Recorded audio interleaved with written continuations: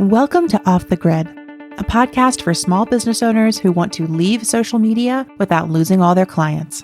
Let's go off the grid. Okay.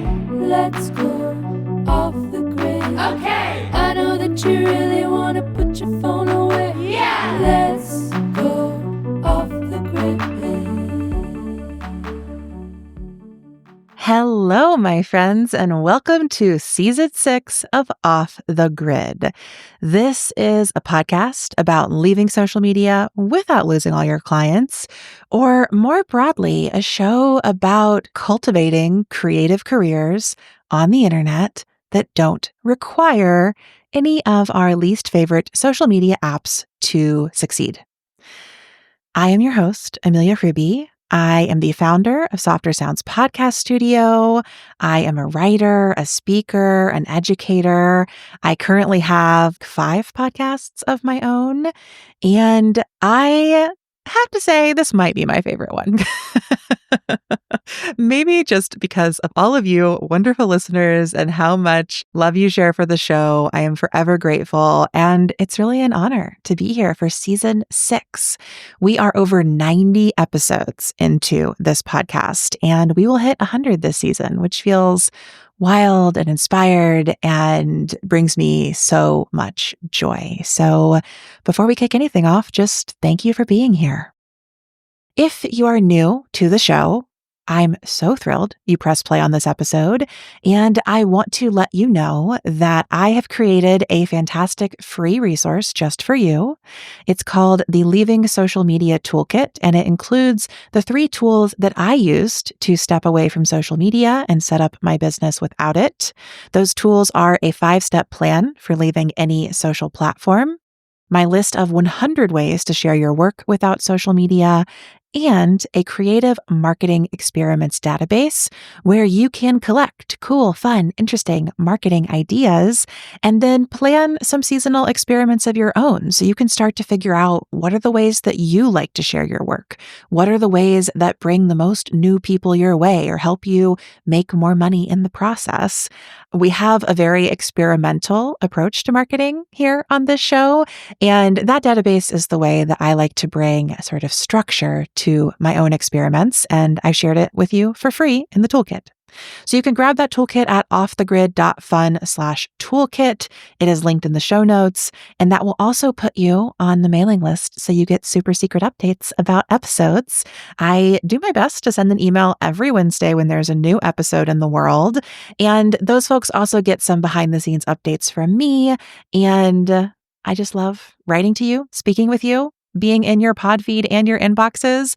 Thank you for inviting me in. And now let's kick off Season 6. I guess we already did kick off Season 6, but Season 6 of the show is going to take us even deeper into all of the question marks around the role of social media in the world in 2025.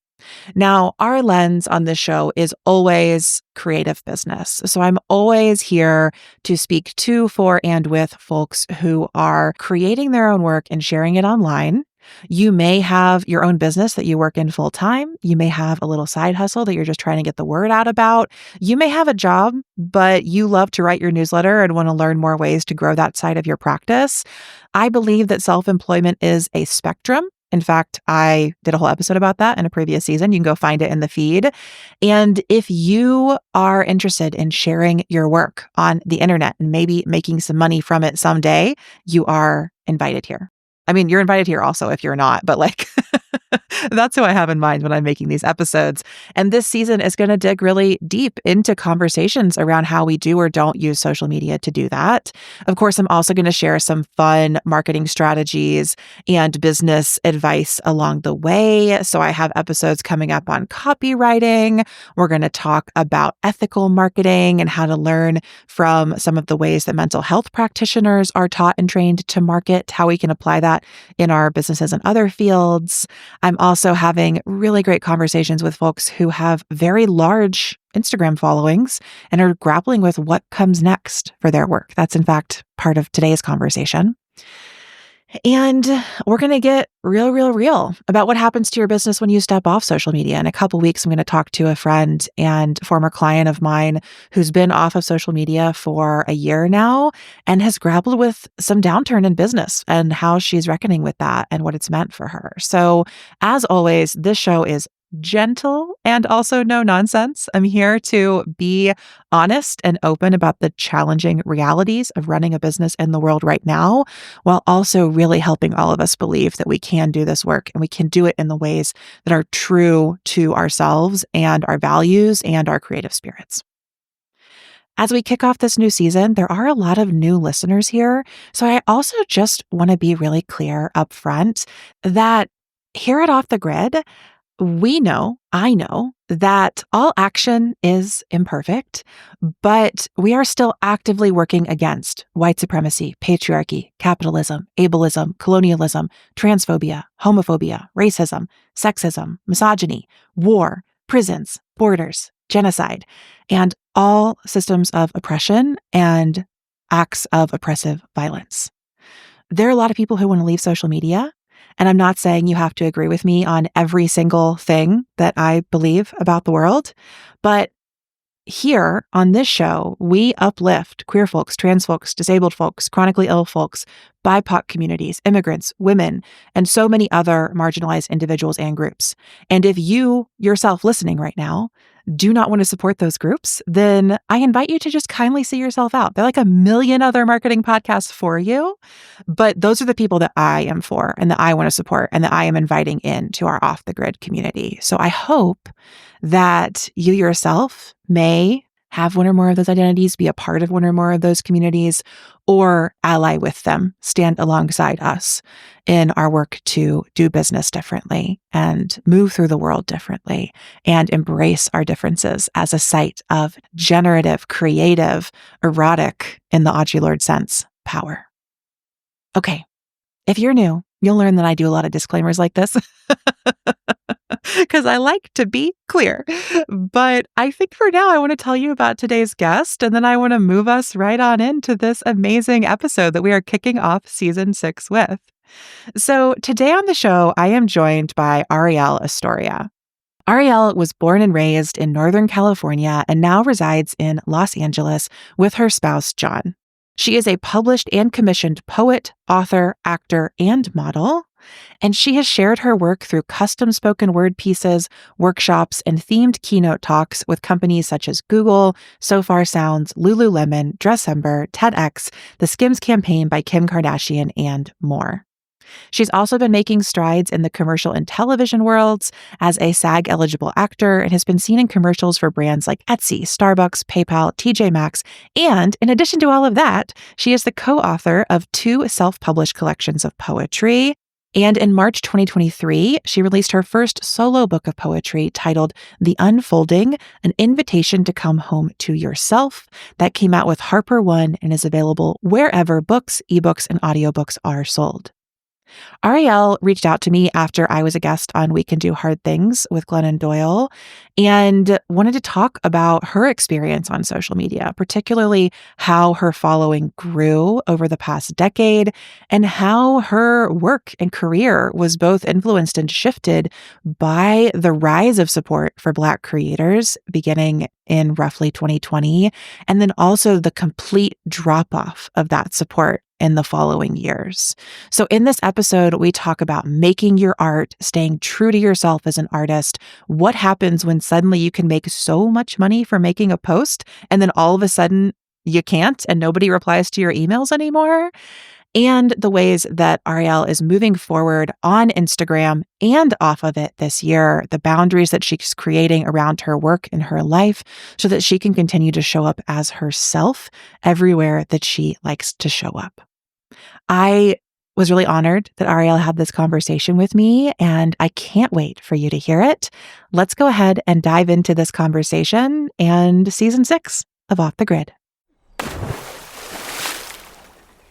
Hi, Arielle. Welcome to Off the Grid. Hi, Amelia. Thanks for having me. I am so thrilled that you're here. So we met on the internet, I suppose, Yes. in my inbox, because you heard me talk to Glennon, Abby, and Amanda on We Can Do Hard Things, and you reached out and you were like, we need to have a conversation. Yes. So I went to your website and I was like, wow, this human being is amazing. And I obviously want to have a conversation with you. Thank you. And so we spoke at the end of 2024, which as we're recording this was about 6 weeks ago. And we talked about the career that you've created for yourself, how you've grown your Instagram following, and also just like the challenges and struggles that have come up along the way.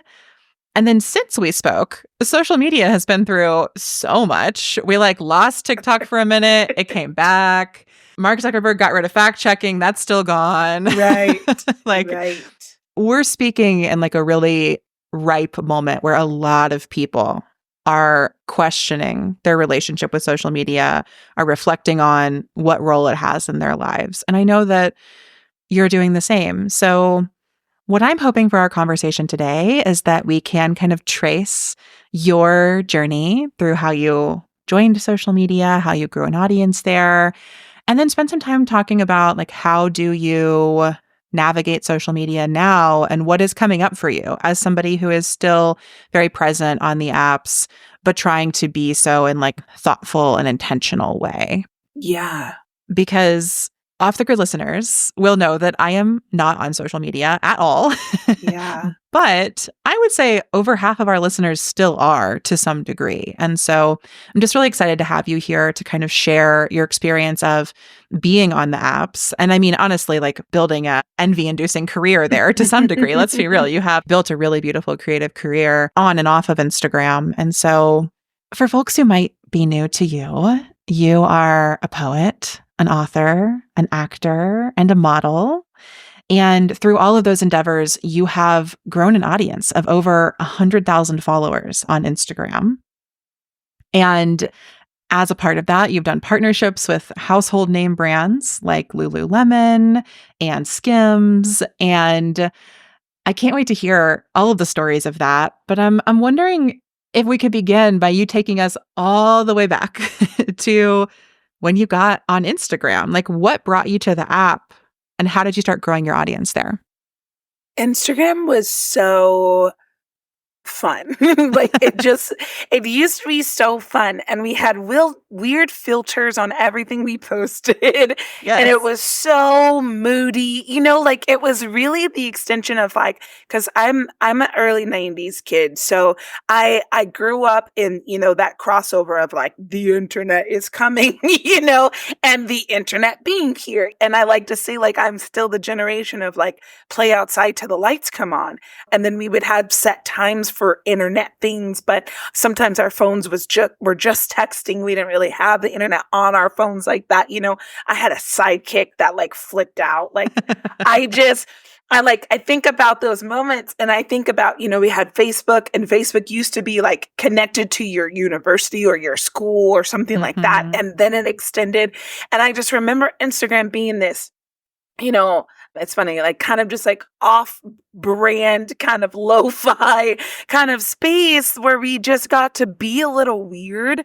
And I keep a lot of my older stuff. I did archive quite a bit of it because my page became so business oriented and less me as a person, sometimes. And so I did move some of that. But for years, I would keep those older, angsty, weird photos of me in abandoned buildings. I don't know why we loved abandoned buildings so much, but me on abandoned buildings and train tracks, that was just the mood, especially for a poet, a young poet. And so I would have those posts and I would make long captions that were either poetry or just like what I was feeling, It really was my blog. It really was my space of journaling, mostly for myself. It just so happened that other people could see it. And then that quickly, expanded into a lot bigger than me. And, it was in seasons where I was really learning how to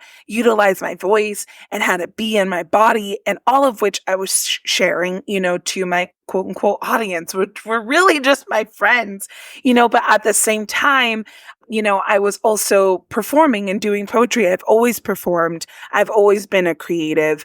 A lot of my work started within churches and within Christian universities. And so I would share and I would speak at universities and at churches and dorms. And so that was like where my audience kind of got built, is these people who found me through those spaces. And then it turned into me learning who I was as a poet, me being able to express that I was a creative. And I like to say me and one of my best friends, we kind of creatively grew up together. We went to this conference in Yellow. It's called Yellow Conference. And it was here in LA. And it was like a creative entrepreneur conference. And it was like our first time going to something that was like Christian adjacent, but like it was mostly just very LA. And, when we first got there, she was like, "Oh, who are you and how are you contributing to the world?" And we were like, "Oh, we're students, we're interns." And she's like, "No, but like, who are you and what are you contributing to the world?" And I was like, "Oh, I'm a poet. I'm a writer." And my best friend was like, "I'm a photographer." And so then we started to do things together. So we would do random photos in bushes and in trees and on train tracks. And I would post those things, and I would also post my writing. And that just kind of like picked up, as social media became more of like brands picking up on it and things like that. And I really was part of like that OG generation of like, the first influencers were photographers when it came to Instagram. Like there were these creative groups of photographers, and they were the it people, on social media, especially on Instagram. And I knew those people because they were my friends, and I was just adjacent to the itness, but I wasn't necessarily, it myself. And so, yeah, that continued to just ripple effect as social media itself has grown and expanded into now this marketing platform in this space of connection. But you really got to sift and dig for the connection, sometimes it feels like. Thank you for sharing that part of the journey, because what it's reminded me is like when many of us first got on Instagram, when in the earlier days of Instagram itself, it was still all based in our like real life activities. Like, you were sharing your poetry, you were going to events, you were going to conferences. Like these connections were being built in person, things were happening in person. And Instagram was like this sort of place to like capture and reflect that and like grow an audience that was also encountering you in these physical spaces. And like that becomes a piece of the original audience growth. And then I completely agree. Like the photographers were the early influencers, or the people who had photographer best friends, or like, every cool friend group in my high school had at least one person who had like a DSLR, like a Canon Rebel, and would take the photos. And then we'd all share the photos that we took on our little outings that we orchestrated to take photos. Yes, yes. That was 100% also what I was doing. Like shout out to my friend Caitlin in high school who took all of our pictures, and then we'd all like wait for her to put up the Facebook album of the pictures. And, this was very much, I think, how these earliest accounts were grown. Yeah. I'm curious for you, like, what would you say was the like size of your following at that time? And then what really, was there like an inflection point where it kind of moved from, okay, I'm doing these things in person and that's growing the account, to like, oh no, now Instagram is just like growing all on its own? It's so interesting because I don't necessarily remember the exact point it kind of shifted. I just remember, it becoming separate, if that makes sense. Like there were people who found me because they experienced me in real life at a conference, at a workshop, at an X, Y, and Z. And then there were people who had found me just from my posts alone. And that was because after the first wave of like photographer influencers came this wave of people putting graphics up on Instagram, and word graphics. And I was part of that initial group of people who were like, I don't really always have photos. Sometimes I got words. So here are the words, And so then there were people who found me solely off of those words, or a lot of, my content at first was very body positive oriented. When that kind of season of trending kind of blew up, was like, yes, we do love our bodies, and yes, we don't care what we look like, and because I was just a black curvy person posting on social media, I kind of got put in, that Yeah. category of like, oh, she's body positive, and I'm like, well, I'm just a body, and I try to think pretty positively about it when I can, but like, sure. And so then it was like, I was posting myself, and this was also just, again, it always comes back to like what I was experiencing in real life. So I wasn't actively trying to be like, no, I got to post myself in my underwear on Instagram for the people. It was more so just like, I'm trying to figure out this body, and like so much of my like undoing of spirituality and mostly evangelicalism was coming back to my body. And so I would, out of exploration, out of freedom, out of tapping back into myself, be in my underwear. And that was just for me to unlearn and undo. And then I would share that unlearning and undoing, and it became this like hashtag, body positivity, and so that is where I think really things very much so picked up, because now you have everybody weirdly loves people naked on social media, but like only a little bit naked, like can't be Yeah. fully, but you can be a little bit, and people love it. And so most of my page then became me in my swimsuits, me in my underwear. And then I think that's when brands really started to be like, cool, wear our swimsuit, wear our underwear. And then it started to cross over. So then it became so online. And I really just had like this sprinkle of people who knew me IRL. And I remember meeting my husband, and we met in like 2017, 2016, 2017. 2018, somewhere somewhere in that world. For me, he's always been there, so I'm really bad at Mhm. knowing I like the understand. exact time frame. But he's better at this. I think like 2016, 2017 is when we started seeing each other on social media. So it's funny because we did meet on Instagram.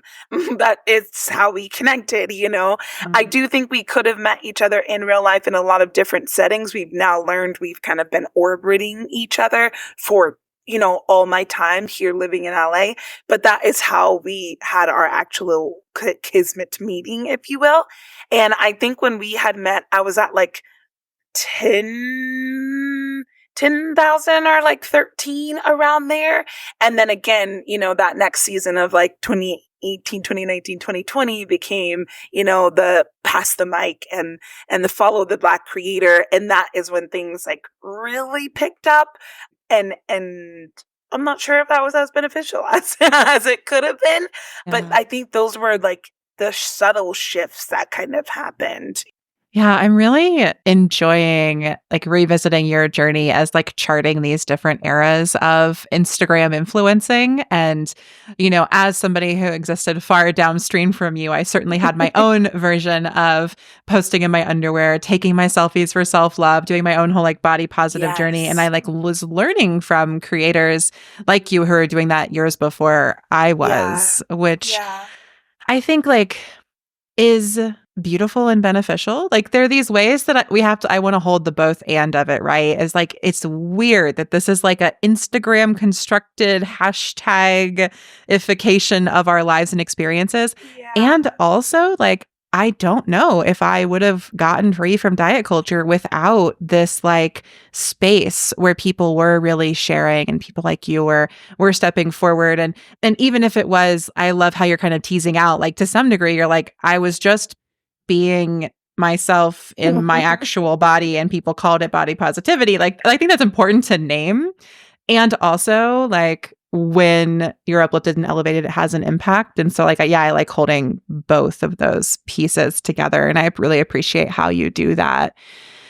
I definitely want to talk about the Pass the Mic era and all of that. But before we get there, I just had one little question, which is I'm curious, like, do you remember what was your first like paid influencer brand partnership sort of thing? Like, when did that come in for you? So that was definitely around the body positive world. Like most of my, I worked with Aerie, I worked with, some like the when period underwear was like first becoming a Oh, thing, yeah. like Yeah. I worked with some period underwear brands. It's how I started modeling, which is so crazy. Like I would kind of sprinkle in some modeling here and there for just local brands, or I was a fit model, in San Francisco for a while, and I did a lot for like Old Navy jeans. But it wasn't until, the connection of social media and this brand, sent me some of their swimsuits, and then I would just post it. And then they would send me some more and I would post it. And then they were like, cool, come to Italy and shoot with us. And I was like, I'm sorry. And then they're like, cool, next year, let's go to Portugal. And I'm like, cool, cool, cool, cool. And then Mexico. So I did 3 years internationally with them. And it was like some of the most beautiful people. I just literally just beautiful beaches, just unreal situations. But I think that is where it started to come in, is brands always is first like, here, wear our stuff and kind of be a little billboard for a second. And then maybe if we like you so much, we'll come back and return and have you be paid to do it. So that is definitely when it started to pick up the most. And then I'm an artist first and foremost. And so I got to the point where I was like, cool, I don't want to talk about my body anymore. Like I don't, you guys get it. I got curves, I don't want to be naked all the time. Like I didn't want to stay there. And you Yeah. kind of get quote unquote punished for pivoting if Mhm. it's working for you. But I knew there was more that I wanted to say and that I wanted to talk about. But I definitely think those campaign aspects came in for sure around that time, and then amplified in that 2018, 2019, 2020 space where people were like, yeah, we do DEI, which is just, sad to look at what we're experiencing now. But in that pivot, and that's in those two prime spaces, I feel like is when it picked up of like, we value your voice and we're going to pay you Yeah. for it. And then the drop that happens after when you're like, we're moving on, is so intense. I'd love to talk about that more if you're open to it. So can you Yeah. tell me, like, it sounds like a few things were happening at once. Like, as an artist and creator, you were moving away from just this sort of being a body positive icon, doing the body positive modeling. Like, you realized that you were kind of evolving past that, or you had worked through that and were moving on from that. And then as you're doing that, it sounds like you're sharing more of your poetry. Again, you're really stepping back into your work as a writer. The words are reappearing or just coming back to the foreground. I don't think the words ever left, but like they're becoming a bigger part of your Instagram presence again. Yeah. And so when did you notice that people were suddenly like, let's support Black creators? You're getting hired to do things. Like, what was happening for you and what was that like for you when that happened? Yeah. I remember fellow like artist, poet, rapper who I grew up with, and I watched him do his own faith deconstructing and learned a lot from him. And it was like that solid. I was looking for those people in that season where I was like, I'm not crazy, right? Like, I'm not the only one doing this, right? And Mhm. he was one of those people, and he made this post of like, okay, weird, there's a lot of new people here. And he just like gave this post of like, here's who I am outside of just being a Black artist. And I think that was like the first moment where I was like, why do I feel the need to also have that conversation? Because there are people here in this, in my orbit now, and it seems like they're really only engaging or responding to the spaces where I go and talk about being Black, and it was the same thing when it came to being in a body. I'm like, these are aspects and layers of who I am. But the way social media is structured is like, well, that's trending. People like it. Keep doing that. And I'm like, but there's Yeah. so much more to who we are. And now you're seeing that where creators are like, hey guys, I have a really big announcement. Like I'm a multifaceted human. Time to talk about the other things. And it just makes me so sad because I'm like, I was just doing it. I wasn't I wasn't letting my audience know. Yeah. I just was moving and growing as I'm allowed to move and grow as a human. And so I noticed from that. And then again, like the jump of, my maybe 10 10,000 followers just going up and going up because there were people who had found my words or had found my work that I didn't know, that had bigger platforms and that had more influential platforms like, Glennon Doyle. And so there were people there who were like, okay, now go follow and acclimate and pay pay respects to these people who also exist and are creating beautiful things. And again, I think the intention was the sharing of the platform, I think the intent was so there. We just didn't realize how temperamental the whole conversation of valuing people outside of our familiarity is just become so nuanced sometimes and so taboo and so trend worthy. And I think we'll probably experience it after these 4 years again, because that's just the cycle I think that we have to go through in order to just get to the point where this is just our norm. This is just how we operate. This is just in our system. But it was definitely around that time where I was like, oh, there are people here who kind of just see me as a Black page to follow. And I don't love that. Just like I didn't love if you were only here because I was posting myself in a swimsuit, Yeah. I'm curious, just kind of thinking of, a little bit of like the business side of influencing through that period. Like, did it feel like you went from like 10,000 to 100,000 overnight? Do you feel like that was something that happened over a few years? And like, when did the brand money or the speaking engagements, like when did those sorts of invitations start to come? Yeah. And did that work become like your full-time job essentially? Like, did that wave of influence bring in enough opportunities that you could be creating and influencing full-time? Or was it always something that kind of stayed on the side? So since I've graduated college in 2015, I've always had those waves of like, I'm doing great with speaking and poetry and performing and modeling and all my pockets. And then there are ways where I'm like, cool, time to go be a teaching artist again. So I did that on and off for a few years. And then I started doing poetry for a nonprofit. And then that poetry turned into also doing their social media. So I was doing that up until 2019, 2020. And then 2020 really picked up mostly social media stuff. So I could kind of let go everything else. I got an agent for social media. I got managers. I got people to help me because I was getting reached out to. I'd already had previous relationships with Lululemon as a speaker and as a poet. And then that turned into also content with them as well. And then also that turned into 2 years that I was an ambassador for them because of those connections I already had with them as a poet and as a speaker. And so I've always had those waves of like, my art is killing it and it's also feeding me. And then I go back into those waves where, that's not the case. And I'm rereading mostly because I honestly don't remember when I first read it because I don't think I valued it enough, was Big Magic by Elizabeth Gilbert. And I just finished the chapter of like, we really got to stop putting the pressure on our art to feed us. Like we're already barely allowing inspiration to show up in itself. And now we're saying, when you show up, you got to feed me too. And so I realize I'm back in that space of like, oh, okay, it doesn't have what it needs to feed me right now. And so I have to find other means. And so I've always had those waves.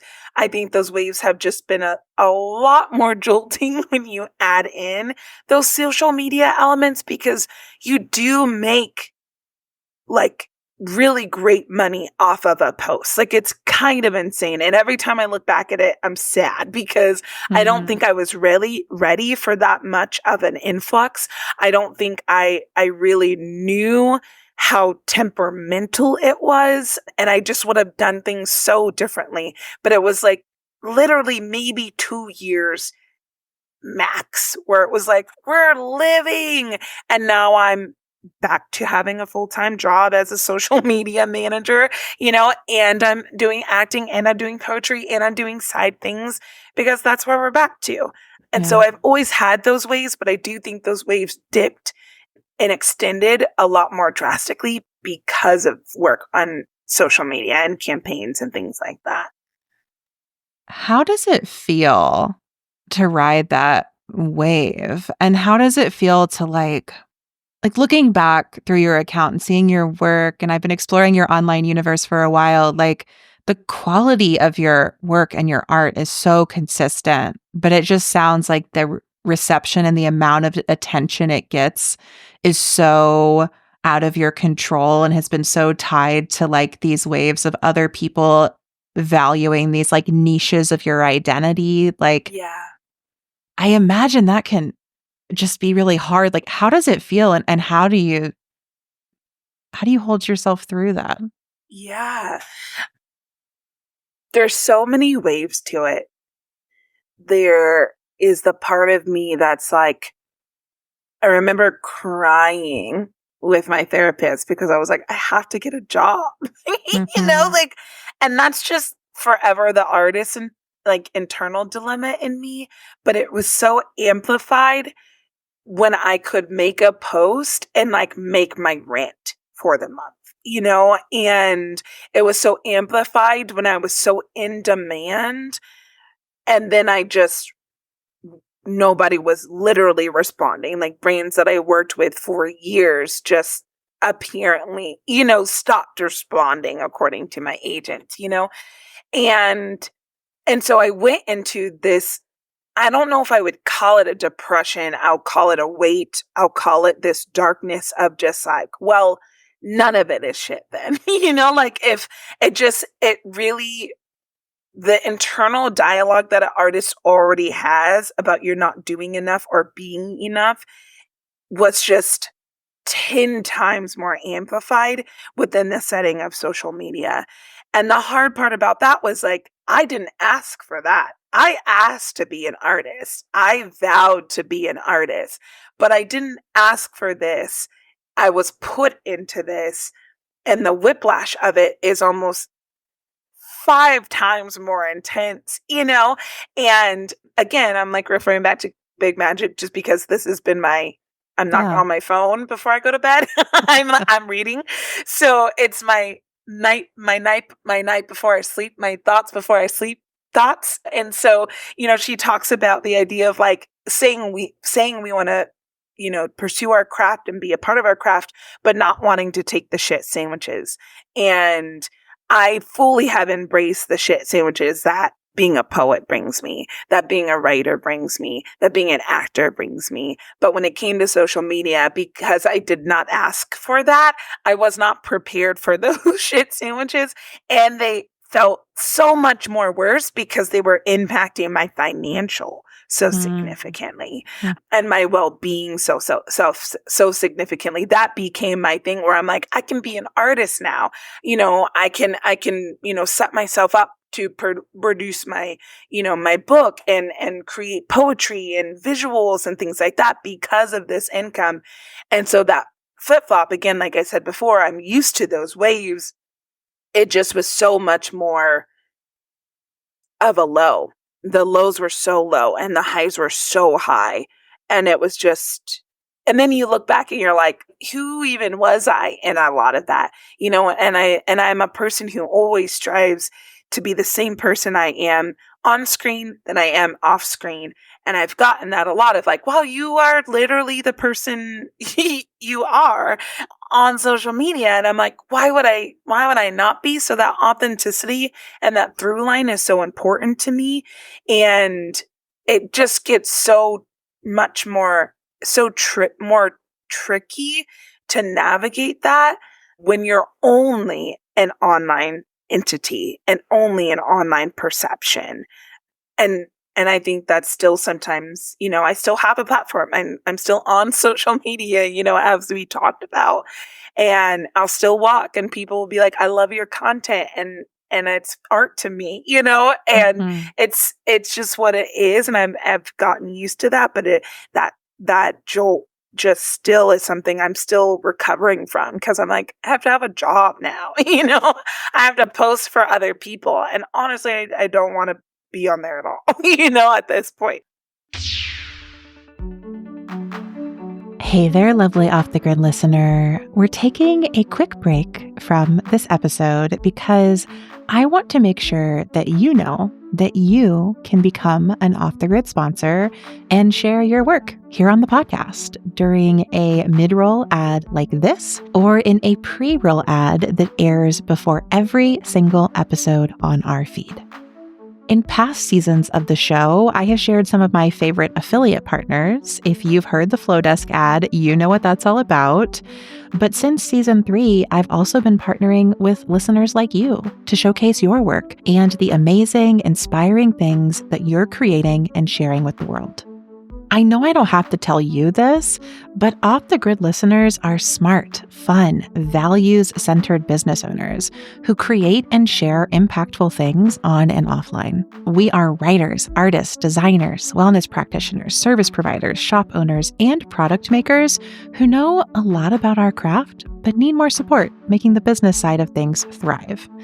If that sounds like the kind of crew that you want to get your work, your products, your services, your books, your free lead magnets in front of, I hope that you will head to the show notes and learn more about placing an ad on the podcast today.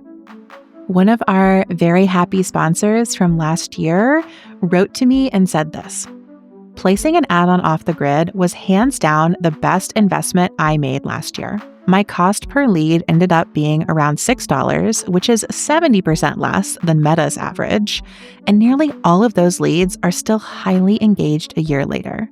On top of that, many have become customers, bringing in over 13 times the return on my investment." If you would like to hear your work shared by me and featured in a spot like this, you can head to the show notes to learn more about our ad opportunities. And whether or not you decide to sponsor an episode, I am so grateful that you listen to the show, and I hope that you will check out some of our partners this season.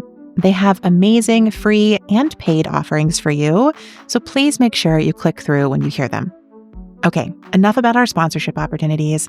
Let's go ahead and dive back in to this episode. Something I've been thinking about recently is the relationship between art and business goes in waves. I think in the past, there was a sort of wave of artists making a lot of money in advertising and the relationship between advertising and artists. And I think in our generation, it's the relationship between artists and influencing and what it means to be an influencer and to be an artist. And I think there are a lot of people out there who are just influencers and were never artists, right? We see these people who's just have turned their lifestyle into a brand and they live by trends and they stay on trend and they're able to continue influencing. Yeah. But I think that is so not the path of an artist. And sometimes artists find themselves very on trend and you're like, great, this is wonderful. And also sometimes artists are Dark Night of the Soul hermits who have to go the opposite direction of everybody else and sink down into the mud a little bit to figure out what's happening. And I think that that to me as the path of an artist makes a lot of sense. But I'm also just want to hear and honor what you're saying too about it's not just art versus influencing. It's also this layer of race and gender and body and all of that came with it. That was it's not simply that your art was on trend, then it wasn't. It's your identity was on trend and then it wasn't. And you're not the first influencer and artist I've talked to who rode that wave and has just been the money was there and then it wasn't. The brands were talking to me and then they weren't. Yep. And that had entirely to do with what shifted and what was on trend and what people wanted to pay attention to. Yeah. Is there anything else you'd kind of like to reflect on from that period of all the DEI money is here. I was doing all this work, it has arrived and I'm trying to figure out how to hold it and benefit from it. And then the drop off. Is there anything else you'd like to share about that before we move into kind of what you're doing now on social media? I feel like that pretty much explained it. Again, I'm really interested if our trends are as cyclical as they seem. And I wonder how fast or how restored we'll try to go back to that space. I even saw something that was amongst all the Make America Healthy Again. And I was oh, I'm going to have to go back in my underwear. I did have that thought where I'm all right, time to break out, the crop tops because clearly we got to have this conversation again. So Mhm. that was just something that I was thinking about because I saw that the other day and I was like, am I gonna have to go back to that layer of myself on social media? Just and maybe, and see what happens. But at this point, there is no like I never expect to think that's just the life of an artist that it's going to look the same way if it ever comes back. And so I'm just interested to see how to protect myself better Mm. if that wave does come. I think I think my book deal was a part of that wave. I think, so many opportunities that were given to me were a part of that wave. And also understanding that I am talented, that I do bring gifts to the table. And so it brings up a lot of always being told in college that I was only on stage as much as I was, or I was only platformed as much as I was because I was a light skinned Black woman.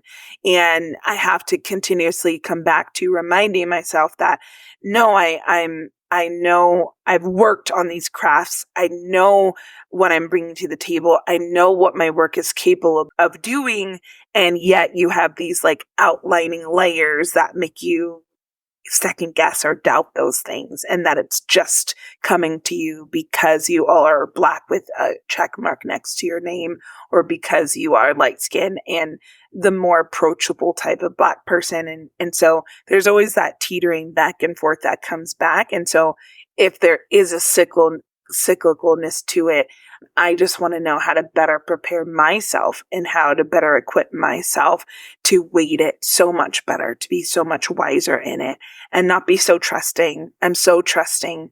And I think I was so trusting in those seasons. And not that I won't trust, because I think that's a huge part of what makes me me, but that I would do it just a lot more strategically and a lot more carefully.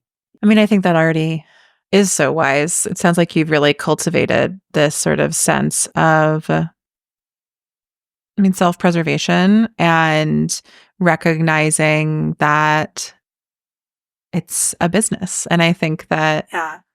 I mean, I hate that that has to be the case because I also like to move through the world, as a creative, as an artist who's always looking for opportunities to collaborate. And, I'm always trying to say yes to things Yeah.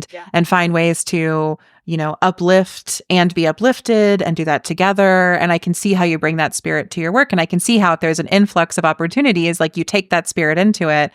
But then definitely this like specific 2019, 2020, 2021 wave like also comes with this recognition like, oh, these are not my artist friends. These are opportunistic marketers who are showing up for a minute because it benefits them. And as soon as it's not padding their bottom line, they are dropping the Black Lives Matter, they're dropping the support Black creators, and they're back to make America healthy again. They're back Yeah. to whatever is Yeah. popular.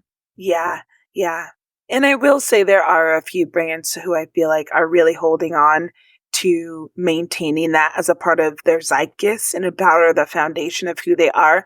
And I appreciate those brands and I shout out those brands. But there's a lot of them that's like, okay, cool, we're moving on. Great. Yeah, no, definitely. I mean, obviously, as like a small business owner and marketer, I am always here for brands that are building in a different way, that are really centering their values clearly, and that are, operating in the space differently. And also, we've really seen alongside all of this, like the economics of influencing has also changed. It's not just, it's like how much money people are putting into the space and how you make money as an influencer has shifted, right? Like I think a lot of the days of the post that makes your rent, it's like you used to only have to have 10,000 followers to do that. Now you need like 500,000 followers to do that. Like the economies of scale have also really shifted as social media has shifted. So I'm curious, like, as you're doing all this work, returning to your creative practice, recentering in your identity and experience as an artist, learning these lessons from these waves, the multiple waves that you've ridden with social media and influencing now, what happens when you get on Instagram? Like, do you open the app and you're like, cool, this is great. Do you hate getting on it? Do you like to be on it? Like, what's a day in your life of like Yeah. being on Instagram like? I love that. It depends on the day, honestly. I think because of the things we're experiencing, here in LA, I speak, I mean, I feel like this is my artist where I tap into like I'm speaking to what's happening around us. I'm speaking to what we're going through while also trying to remind us of where we're going, And so my content is very, I don't stick to business as usual by any means, and I didn't, even when I did do influencer stuff, I'd be like, the world is like burning right now, like, right. So I'm not posting this. I'm not posting this post, and I don't know if I ever will, And so I really allowed myself again that through line of authenticity to remain, and I'm the same way now. I think because I try to have more of a precious relationship with it, because I feel like I spent a few years just doing the thing to feed the thing.